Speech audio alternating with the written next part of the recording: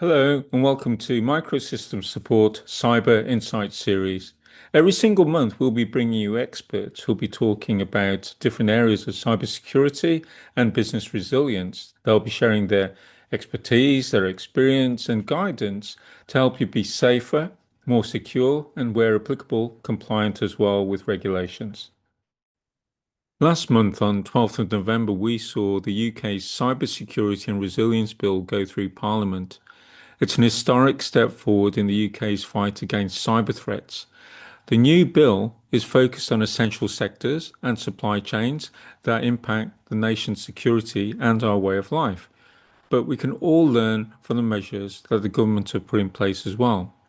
This makes our first webinar particularly important as we welcome Jonathan McDonald, a partner and specialist in this area from the international law firm Osborne Clarke. Jonathan is here to share his thoughts and guidance from a legal perspective. Jonathan, thank you for being our first Cyber Insights guest. There's a lot of questions being asked about the UK Cybersecurity and Resilience Bill, so I'm sure there'll be many people hanging on every word you say. No pressure intended, of course.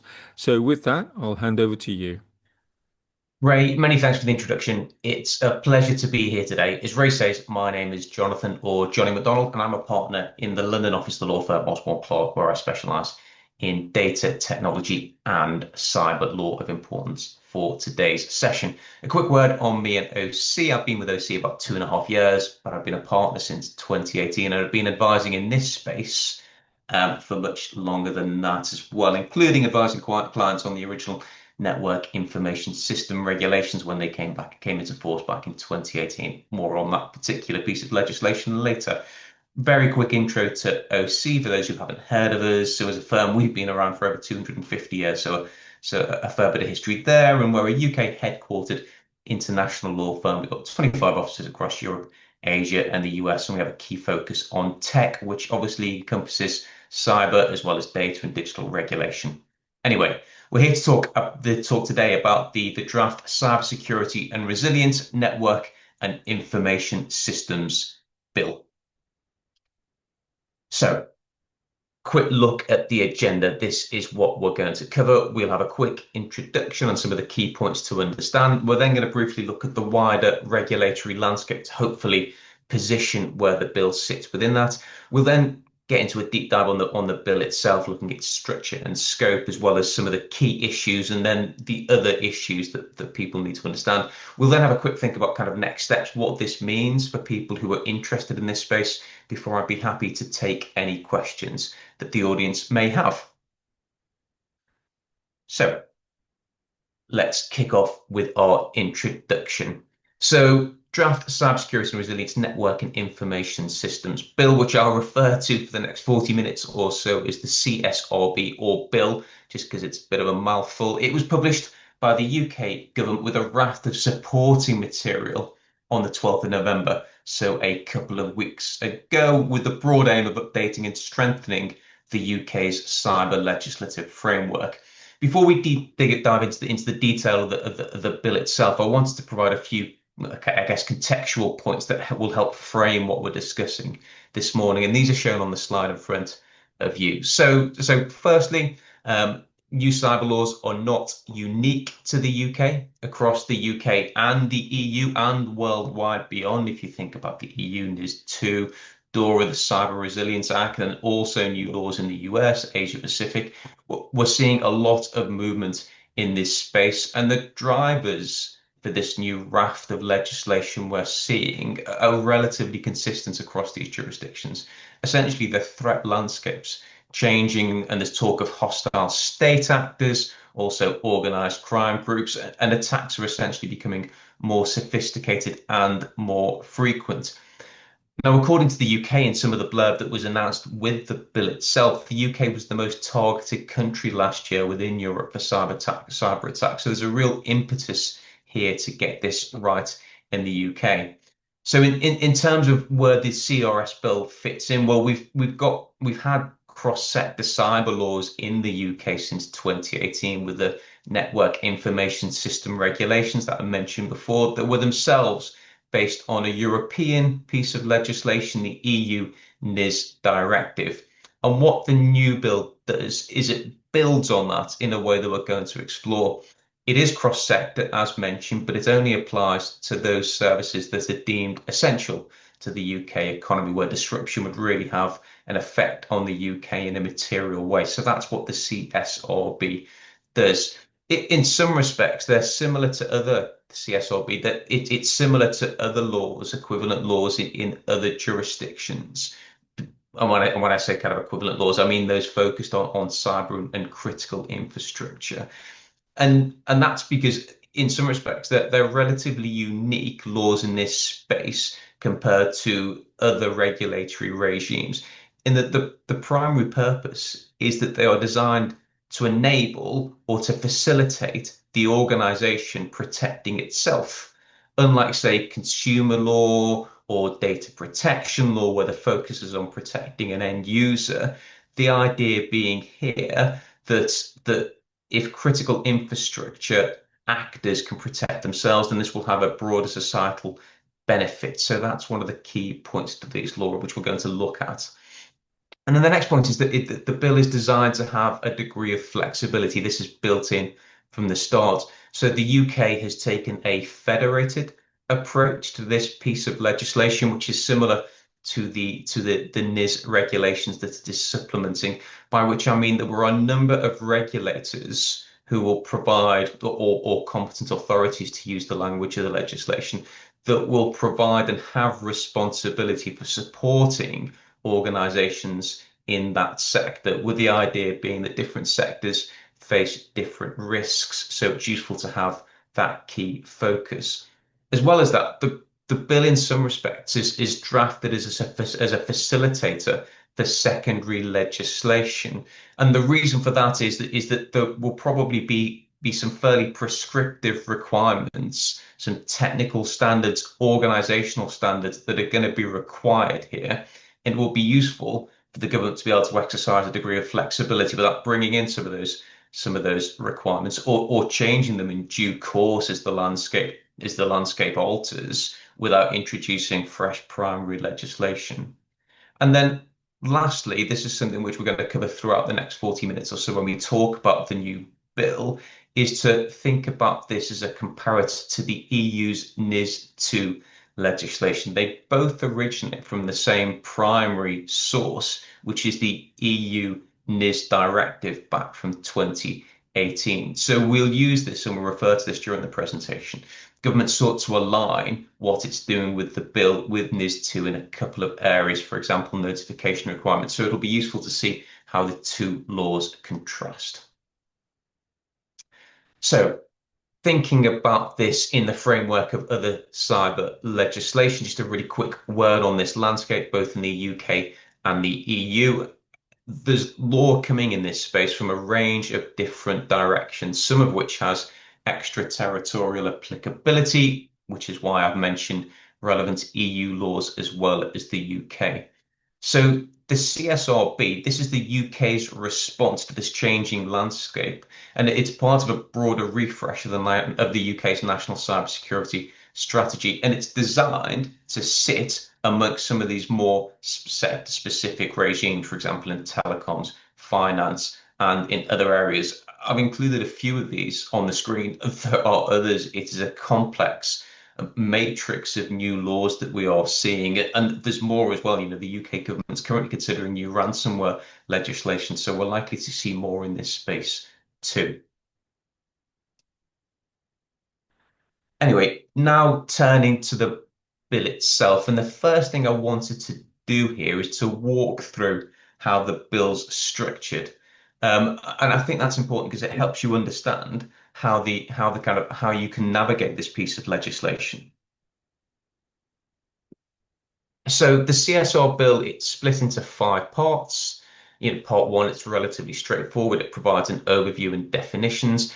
Part 2 is an area to have a particular focus on, because this is where some of the heavy lifting happens. So this amends the NIS regulations that I've been talking about, that I've mentioned a few times, by inserting new provisions. So the drafting approach is to say, after paragraph X of the NIS regulations, insert kind of new text. And this means that in a kind of on a practical level, it means that Part 2 can't be read in isolation. You need to read it alongside the text of the NIS regulations themselves, or you need a Keeling schedule, which is a marked version of the existing NIS regulations, which shows where the law would be as if it was read as if the CSRB amendments were inserted. And actually, we produced our own on that. So if anybody wants to see a copy of that, do please drop me a line. Now, in terms of the substance of Part 2, what Part 2 is it expands the scope of the law. So it brings in data centers, it brings in managed service providers, it brings in large load controllers within the scope of the law. And then it also creates this critical designation process. We're going to talk about more about that shortly. And it also updates the incident reporting timelines and the enforcement mechanisms. Part 3. So that's the future-proofing toolkit that we've talked about. It gives the UK government, the Secretary of State, power to issue a statement of strategic priorities that regulators must follow. It enables the government to bring in secondary legislation that will impose some of these more detailed security and reporting requirements. And it also will enable and empowers the government to publish a statutory code of practice where a lot more of the detail will be contained. And this is deliberate design to provide flexibility to enable the government to update the technical requirements without new primary legislation. Part 4, really briefly, that's an emergency powers section, and it allows the Secretary of State to issue directions to regulated entities or indeed to regulators themselves where there's a national cybersecurity risk or some kind of compromise where they can take emergency direction. So these directions require specific actions. They'll prohibit certain activities, but they are meant to be used in emergency situations. And then Part 5, well, that covers commencement and general provisions. And an important note, which we will talk about, the fact that commencement is staged. So some provisions will come in on royal assent, whereas others will be brought in later. The key takeaway is that the bill is a framework that combines immediate amendments to the NIS regime if we have at the moment with broad powers to adopt the regime going forwards.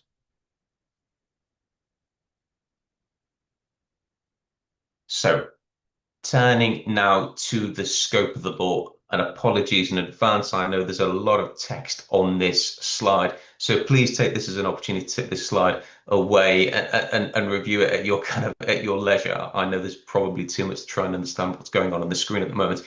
But anyway, as mentioned, part of what the CSRB does is to widen the scope of services or sectors to whom the NIS regulations apply. So this table shows here the increased sectors with a comparison to the existing regulations, but then also with a comparison to the much wider set of sectors that are excluded from the CSRB, so won't be included in our own UK regime, but are included in the EU's NIS 2. So what sectors will newly be in scope within the UK?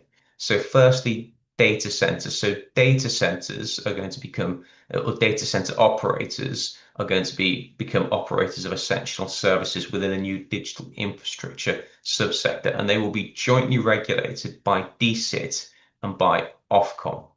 Now, the bill provides a detailed definition of what constitutes a data center, which essentially kind of covering the provision of data center services and supporting infrastructure. And it also includes a size threshold to ensure that only larger data centers are larger and therefore more likely to have a greater impact on the UK if they're disrupted by a cyber attack. Well, only larger data centers are going to be included, and this is based on the aggregated power consumption of the IT equipment within the data center. So it's quite kind of a technical process here, but essentially what it boils down to is the more power is being soaked up by data center servers, storage devices, and networking equipment, well, that will trip the threshold that this is going to be within the scope of this law. Secondly, managed service providers or MSPs. Now, this category of businesses to whom the new regime will apply, well, this has been billed as one of the most wide-reaching changes ushered in by the bill. And one of the key reasons for this is because the definition of MSPs is fairly broad. Essentially, it's any entity that's providing managed services in the UK, irrespective of where that entity is established, i.e., this law will have extraterritorial reach. Managed service provider, managed service, what is that? Well, that's a service under a contract for the ongoing management of IT systems provided to another organization by means of connecting to or accessing the customer's IT systems. So it is very broad. The government, they forecast that there's up to 13,000 MSPs within the UK, of which 1,000 or more will likely be subject to the new requirements of the bill. So a very wide application there. Thirdly, large load controllers, they'll be subject to the bill. So a large load controller is a company or organization that remotely controls the charging and discharging of large numbers of devices like EVs, EV charging points, batteries, and their role is to ensure that the electricity grid is balanced. So they will also be within scope. And as with data centers, there are size thresholds that will be key for those organizations potentially falling within this definition to understand. And then finally, critical suppliers. Now, this is a new designation power that the government has given itself. Essentially, regulators will be able to designate a supplier to any one of those organizations that we've listed as a critical supplier, that we've listed above, to be a critical supplier of those services, so that if an incident could potentially impact or disrupt the activities of their own, of the customers that they are providing who are within scope, well, then these critical suppliers will also be within scope of the law. So a widened scope of organizations that are going to be subject to this piece of legislation, with MSPs being one of the biggest categories. But there's going to be a knock-on effect as well, because there's lots of other businesses that will be indirectly subject to this law by virtue of using the services or interacting with one of these organizations that are within scope. So in some respects, businesses should, take a degree of comfort from that. If you are using a managed service provider, and probably most UK businesses have some interaction with a managed service provider, then you should take some comfort that they're going to be subject to this new stricter set of requirements. Equally, it probably will impact those who aren't necessarily MSPs themselves, but just use their services. What happens when your MSP service provider comes along with a new contract and says, oh, you need to sign this now because these are the requirements that we are subject to. This will be something that other organizations will also need to understand, just like we're seeing at the moment under legislation like DORA that's having this effect in the EU.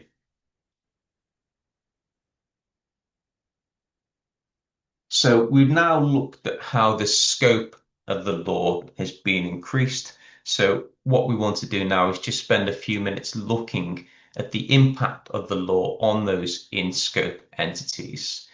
And there's two key ways. There's a raft of ways in which the new law will affect those businesses that are in scope. But there are two key ways.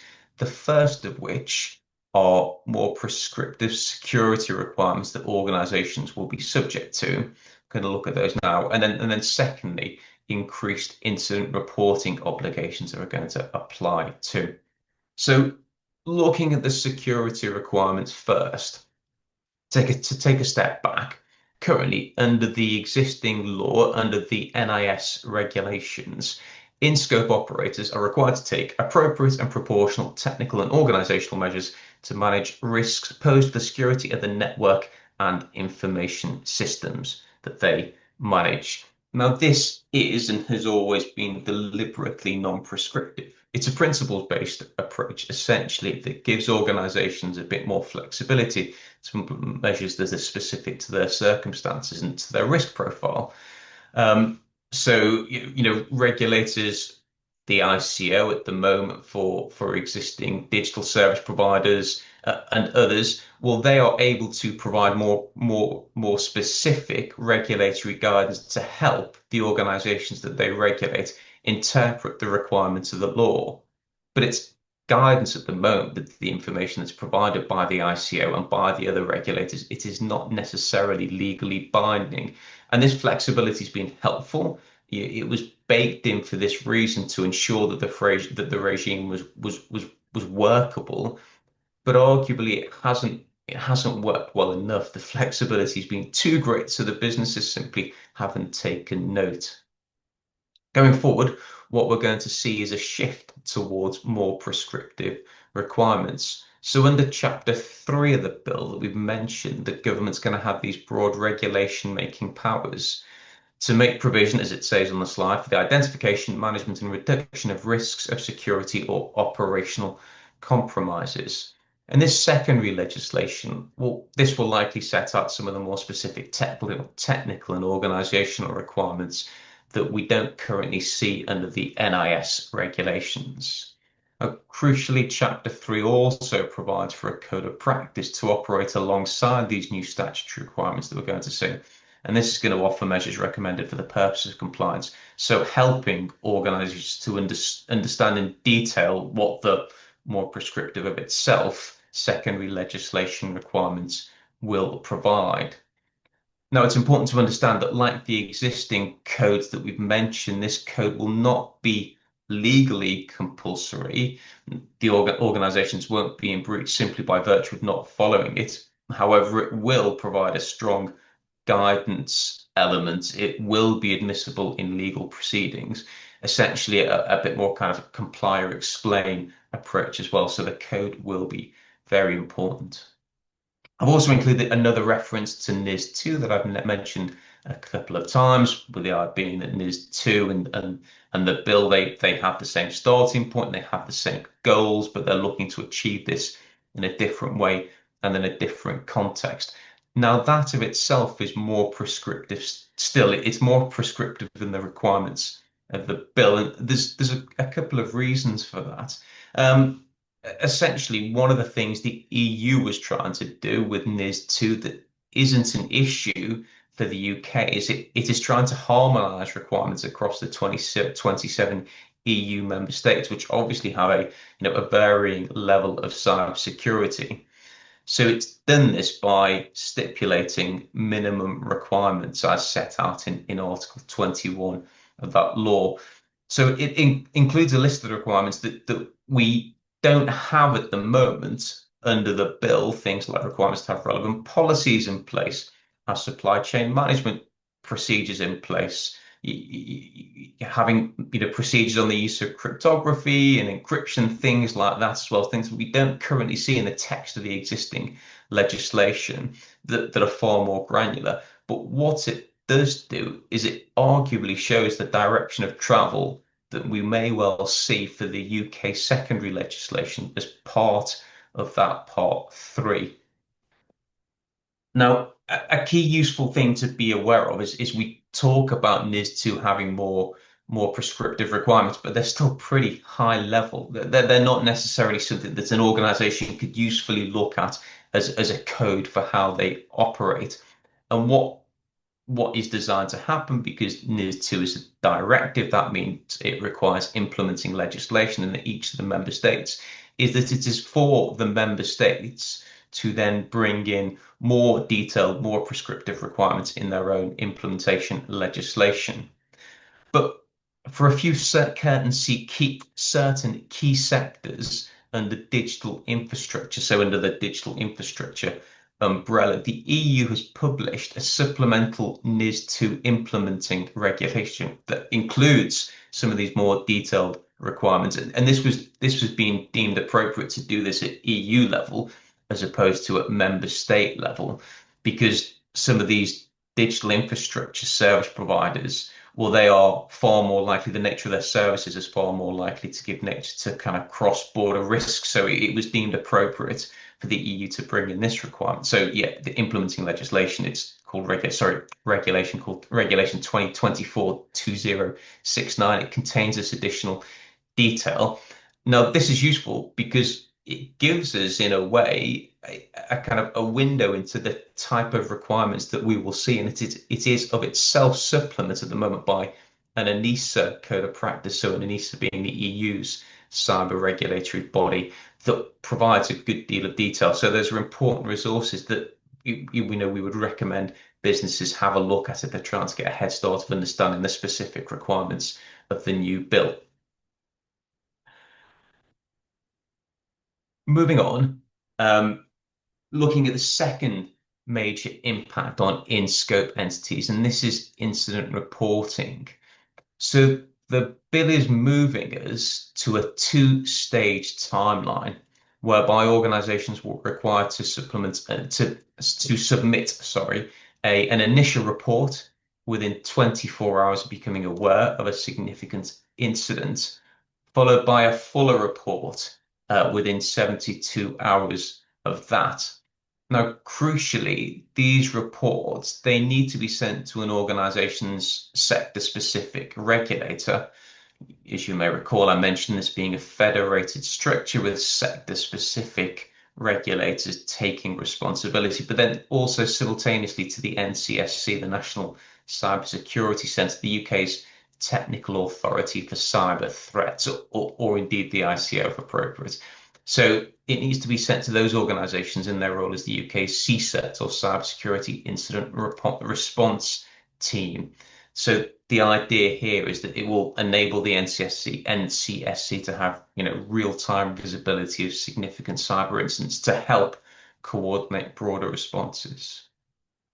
The significance test, so the test of when an incident needs to be reported, that is also changing and expanding.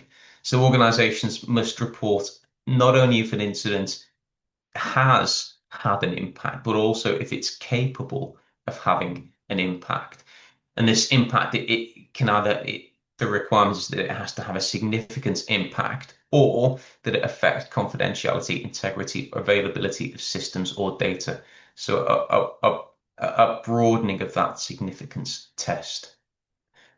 Now, importantly, looking back to the policy statement that was announced in advance of the bill, that makes clear that these attacks that will sit within the significant impact threshold, they will also include ransomware attacks and pre-positioning, where an attacker is gaining access in an established position, even if they haven't yet caused disruption. So this will be a more complicated thought process to work out whether an organization is subject to the reporting obligations under the NIS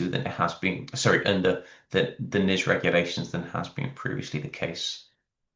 Now, last point on this slide is, well, data centers and digital and managed service providers. So they will also have an obligation to notify customers of cyber breaches as well. So the idea here being that this will greatly increase transparency, not dissimilar to the GDPR, which requires you to notify affected data subjects if a particular threshold is met. But once again, this will be a new and potentially complicated obligation for businesses to have, potentially leading to the need to have kind of playbooks, not just for regulatory reporting, but also for customer communications, making that response to a cyber incident that little bit more complicated in terms of coordination with the different strands that you're trying to pull together in responding to an incident.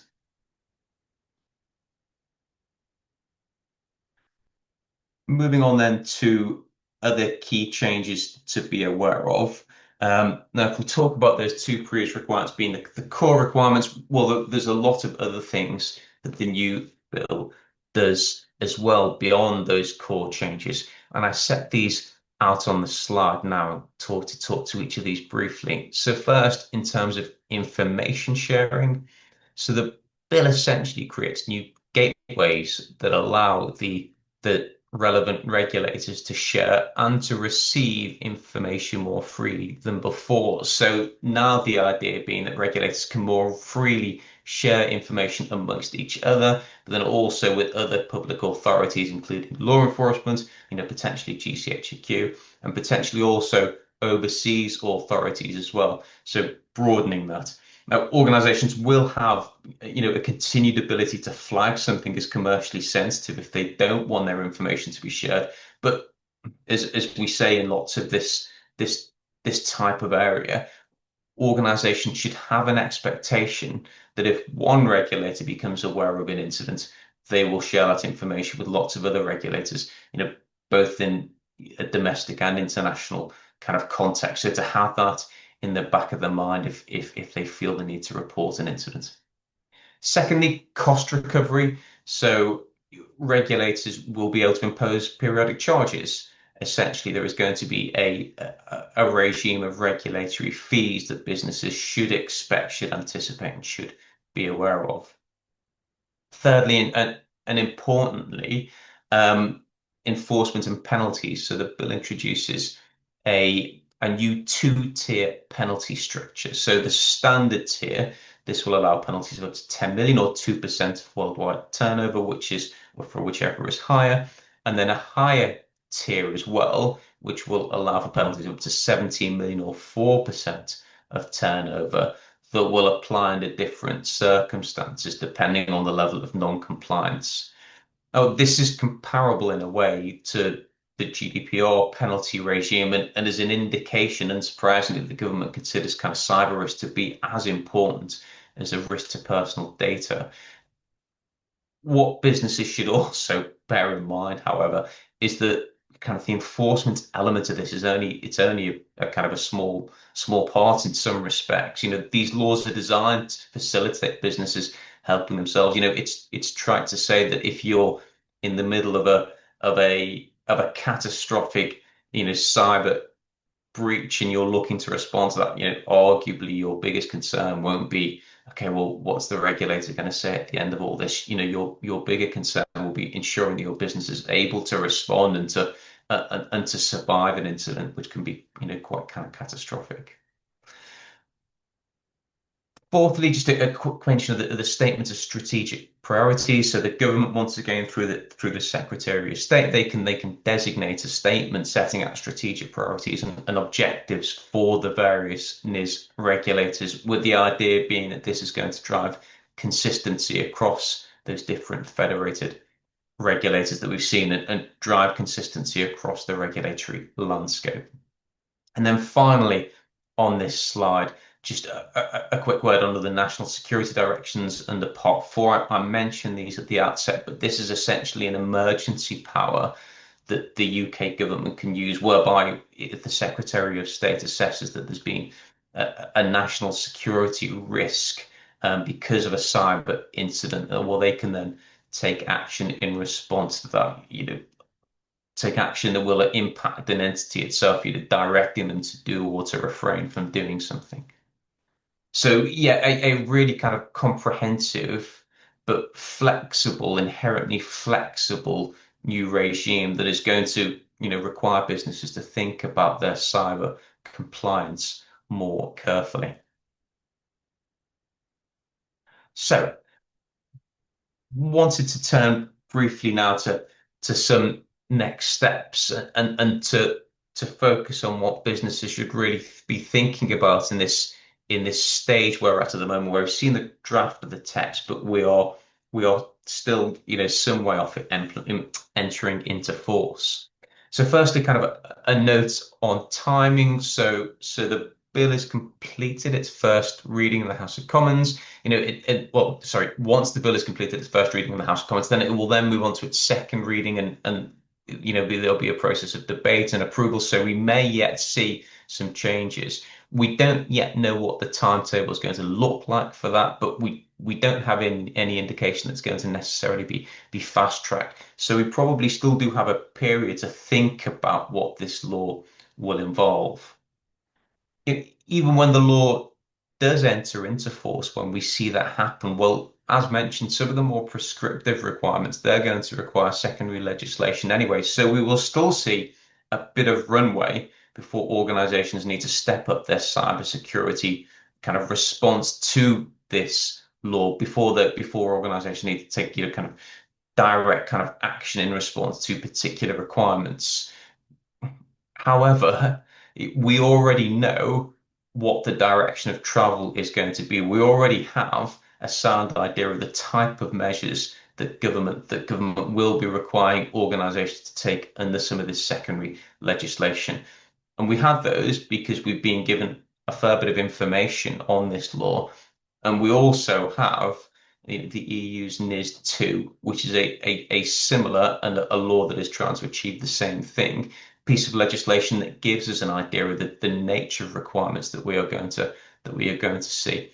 So in some respects, this is a message which I've repeated lots over the last couple of years, and it's something which isn't kind of highly original. Lots of practitioners talk about this in this space, but we would encourage organizations to prepare early and leverage the existing measures that they have. So every organization will have some kind of cyber resilience posture as it stands. Think about the measures that you can leverage as it stands that you already have in place. And then also think about the requirements of the new bill as part of a broader compliance stance in the face of lots of different and overlapping pieces of legislation. So if, for example, those businesses that have a footprint in both the UK and the EU, or are indeed providing services in each of those, if you're likely to be subject to more than one of these regimes, we would encourage you not to think about this in terms of, okay, well, this is what the CSRB requires. Let's put in place a compliance response to look at that. This is what NIS2 requires. Let's separately look at that. You should be looking at these kind of fundamentally as the same thing with very kind of similar and overlapping requirements. And the list on the slide here, well, that's taken directly from the ENISA NIS2 guidance that I mentioned previously, that the EU's Agency for Cybersecurity. It's kind of a detailed list. It's helpful. It gives organisations a steer of the prescriptive, technical and organisational measures that businesses will likely have thought about before, but are now set out in greater detail and with greater consequences if you don't implement these. So really, businesses have the potential to look to different roadmaps that will help them ease that kind of compliance burden that we're going to see increasing in the next kind of year or two.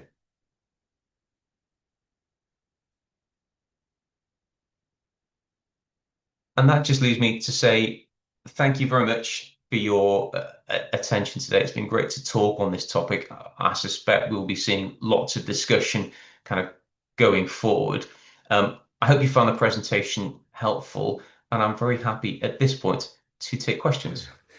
Jonathan, that is just brilliant. Thank you very much. I'm a layperson. I'm not a legal person, but I've actually read NIS 2018, or tried to. I've read NIS 2, the EU new regulations or directive from last year, and CSRB. And I have to say that it was difficult to distill quite a lot of the information. So the fact that you've put it all together the way you have is just amazing. So I really appreciate it. And for the benefit of the audience, I just want everyone to know that Jonathan's kindly allowed us to share this presentation. So after this webinar, you will receive an email in the next couple of days, just with links, and you'll be able to digest that presentation in more detail. So Jonathan, we've had some questions. Great. And actually starting with the fact that, for example, NIS 2018 had over 170 amendments, I think, in it when I was reading through it. So CSRB points back to it, makes it quite complex. And obviously there's been a lot of change over the last few years. Clearly the government, OESs and DSPs, they've learned from that experience, and which has led to the new bill. And there's bound to be a lot of lessons learned, not just from NIS 2018 and NIS 2, but one of our audience has kindly commented on the Telecom Security Act 2021. So with everyone having learned quite a lot over the last few years, do you feel there are any lessons learned you've seen or heard about that businesses that are in scope, the new businesses that are in scope, that can actually learn from? Yeah, thanks, Ray. It's a good question. So I guess, yeah, in terms of lessons learned from businesses who previously kind of had to prepare for the NIS regulations back in 2018 and then had that experience of complying with them, I'd say yes, there are certainly kind of lessons that we can take from that exercise and to kind of carry forward. And I guess I'd kind of to go back to kind of principles, I'd reiterate a couple of points that I made in the presentation, which is in terms of kind of preparing for this, you know, leverage what you already have in place. You know, don't take a siloed approach. I guess I'd add to that as well another point which I make to clients whenever they're looking to kind of to comply with new laws, which is to make sure you kind of take a proportionate risk-based approach in this kind of area too. I suppose in kind of being a little bit more concrete in terms of what we'd say, you know, for businesses looking to comply with the new laws. I guess we distinguish between those who weren't in scope before and those who are newly in scope. I'd say, you know, if you are potentially newly in scope, you want to confirm that sooner rather than later. I suspect we're not going to see any of the definitions of the newly in scope entities being reduced. So you could probably take a degree of certainty that if you're included now, those are only going to be kind of widened out. So you know, you should really, you know, look and confirm that point. And then I suppose for those who, for both businesses, you know, if you've been in scope before, or if you're newly in scope and you're looking at some of the new, more onerous obligations that businesses may need to comply with, I'd say, yeah, once again, those principles come through. Those are important. You know, take a proportionate approach. Don't look at this in a kind of siloed way. I'd say also look about some of the, you know, think about which of these requirements, and we've got a good kind of roadmap for what they're going to be from the information published so far, are going to take longer to comply with. And an obvious one from that is thinking about supply chain management, because obviously, you know, the security measures that are going to be required of organizations themselves, well, you know, you are fully in control with those. When you're talking about your kind of supply chain, you know, invariably it kind of takes two to tango. You're talking about another entity, and therefore that adds complication. So thinking about what measures to take there, and I suppose to kind of to give, you know, one trite example, if you're looking to prepare at the moment, and you know before the CSRB fully enters into force that you are going to have to kind of enter into negotiations for a kind of a long-term contract. It's worth just having the requirements built in the back of your mind. Now, if that doesn't necessarily mean that you could say, okay, well, I know there's going to be these, you know, particular requirements that I'm going to have to put into my contract, and therefore I'm going to try and, you know, negotiate those into the contract. Not necessarily, you know, great if you have that kind of leverage by the time, you know, you're doing so. But if not, okay, well, do you want a kind of a further assurance clause in there as well? Do you want to kind of make reference to changing cyber laws? Do you want to kind of warm up your supply chain that these requirements are coming down the line? Yeah. Brilliant answer, thank you. So, I mean, for businesses that are new to this type of regulation, I think they'll be wondering, possibly even worried about the level of effort they're going to have to put into it. But talking to other specialists, and in this webinar series, we'll actually have one specialist who's an ISO consultant. So he was saying that ISO 27001 and ISO 20000 will actually go a long way towards helping businesses be compliant, which is great news. So it's not a matter of reinventing the wheel if people are already on that journey or already have that in place. And if they're not on that journey yet, then at least they know that there's a route to it. So it's not all, you know, a mystery in how they'll achieve compliance, actually. So, right. So another question is, the bill's been going through multiple readings in the House of Lords and House of Commons, or should I say it's going to go through those because it's just gone through the House of Lords once so far, or House of Commons once, sorry. So should businesses be preparing now, or should they be waiting until the whole process is complete, which could be sometime next year?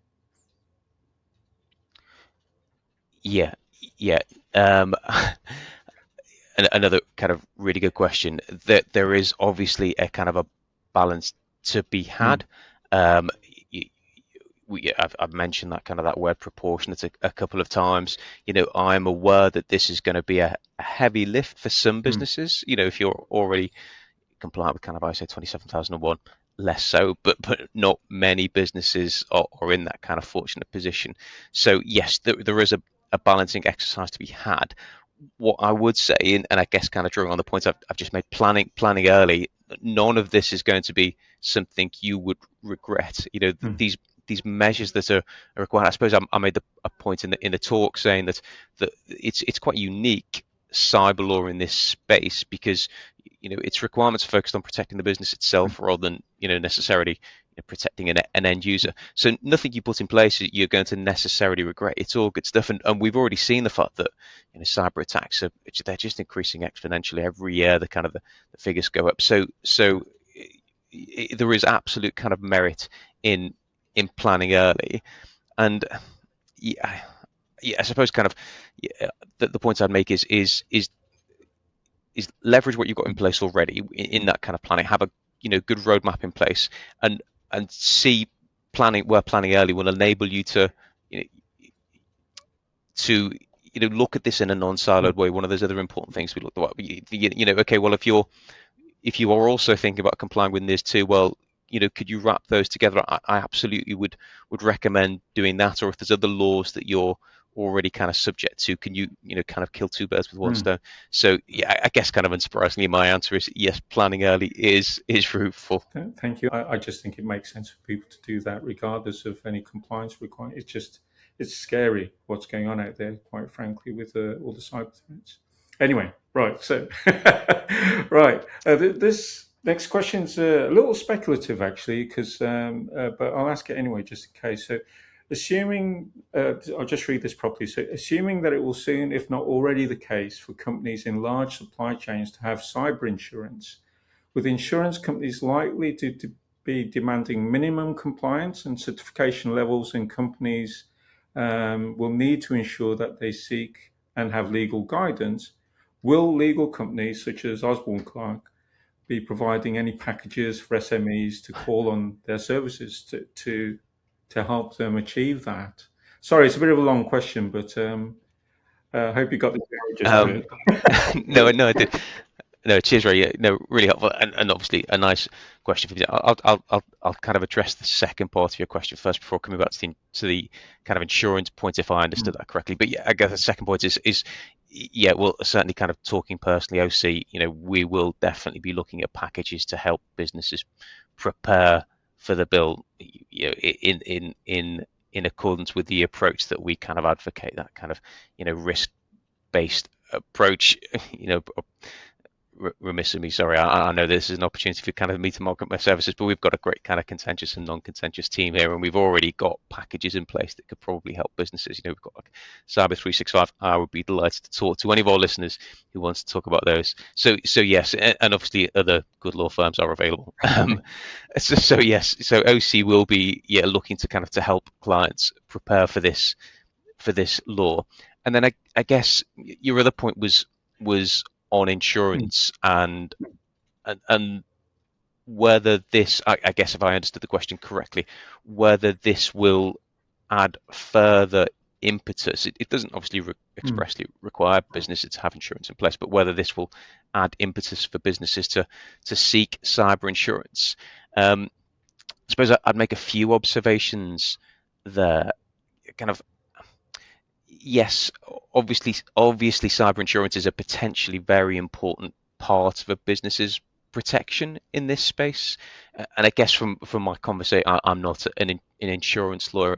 I'm a kind of a data, a cyber, a digital regulation lawyer. So insurance isn't my kind of specialism. But from what my colleagues tell me, the market is hardening slightly. Kind of costs are rising, although you can potentially get greater flexibility if you're able to demonstrate that you've got good controls in place. So in short, I think it probably will add some impetus for businesses to think about cyber insurance, but only as part of a wider package. And I'm not necessarily sure it's catastrophic if businesses don't have cyber insurance in place if they don't see that as a kind of a cost-effective solution. But in terms of looking at those kind of looking at that as part of a package, what I would say is some of the controls that the cyber insurance policies will require you to put in place, or will either require you to put in place, or if you have them in place, will give you the potential to reduce your premiums. It's all good stuff anyway. Putting in place some of these kind of technical controls, which kind of advocated by ISO 27001, and that kind of thing is definitely kind of important, making sure that your procedures and your systems are shored up as well. That will all help. Thank you. I mean, there was a final question I wanted to put forward from the audience, but they've actually kindly noted that they've looked up CSRB and found the actual section of the bill that answers their question. But I think it's really worth mentioning, actually. So the question originally was, this was related to the Telecom Security Act. So the TSA 21, it's as much about resilience and prevention of outages from bad practice and configuration, etc. And the example given by the audience member was this year's BT attack for a 999 service failure, which wasn't a cyber attack. So the gentleman's question was, is CSRB also addressing broader resilience as well as cyber resilience? And I'm sure you could just tell me straight off the top of your head, but if you don't mind, I'll just read the bill that he's part of the bill he's found. And thank you, Mick, by the way. I really appreciate this, Mick Fuse. Bill Section 5, 20, Part 25. In this chapter, security or operational compromise in relation to relevant network and information systems means A, anything that compromises the security, availability, functionality, or reliability of the system. So it's basically much broader. The resilience is much broader in scope than just cyber resilience, which is worth mentioning in this webinar, I think, without a doubt, especially since this is hosted by MicroSystem Support, who, we're talking about business resilience as a whole, from services, backups, everything like that. So, yes, yeah, that kind of answers your question. Sorry for answering you, Mick, instead of Jonathan, who's the expert, but you did find the bit in the CSRB. No, and I'd agree. And it's, as you say, it's a really good point. And actually, it struck me, and not that I'm in a position to kind of to quote parts of the bill. Obviously, Mick's got that in front of him, which is kind of super helpful. But it kind of occurred to me, kind of reading it, that in part 3 of the bill, which is the future proofing provisions, it actually talks about some of the measures that we put in place. And I remember kind of reading that and it kind of noting that it talked about measures that would that the Secretary of State may mandate measures that businesses would have to put in place to kind of to shore up their own system security, but then also potentially the kind of surrounding physical security as well. So absolutely, it is broader. This is not just focused on cyber risk. It is, yes, an all risks and all harms approach that the law is seeking to address. Brilliant. So with that, if anyone has other questions, please feel free to contact us. And we'll send out the information to do with this webinar, the presentation, and a link to the recording as well.